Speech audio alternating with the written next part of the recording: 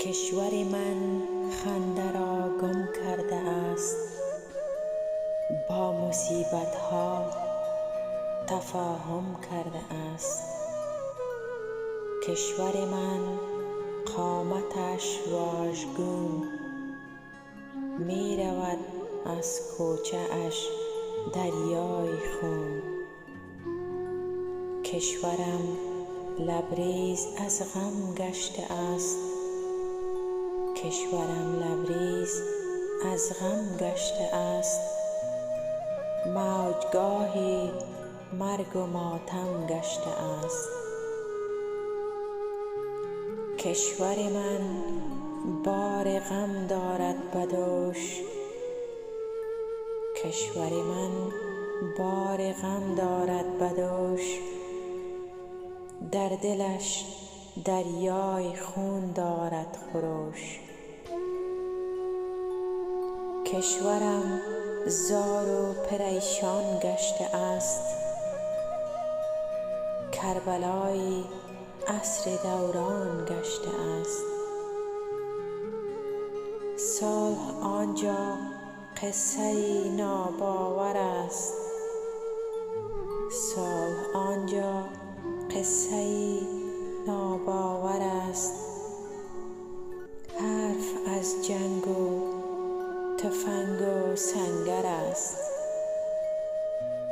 مادران گویند فرزندم چی شد، آن گل نورسته دلبندم چی شد.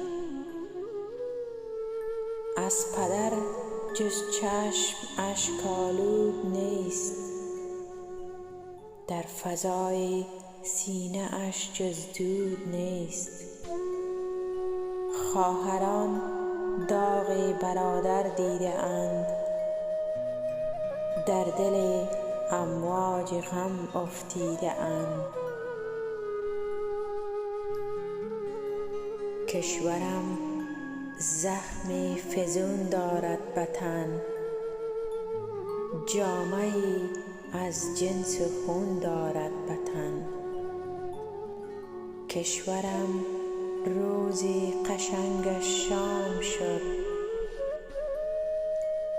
داغدار و سخت نارام شد. کشورم را خار و خنجر می کشد، کشورم را خار و خنجر می کشد. آه برادر را برادر می کشد. چشم صلح کشور من کور شد،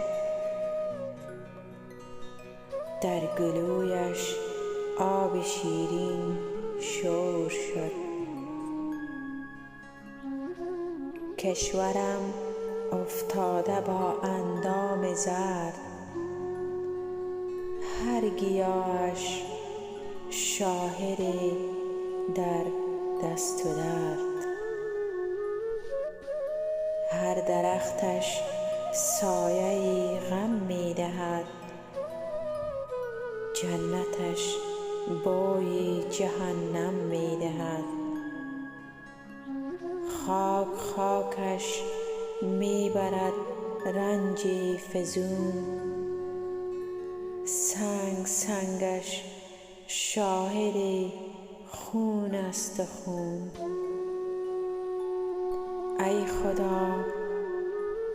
ای خدا این کشور را آباد کن، ای خدا این کشور من را آباد کن. مردم غم دیده اش را شاد کن،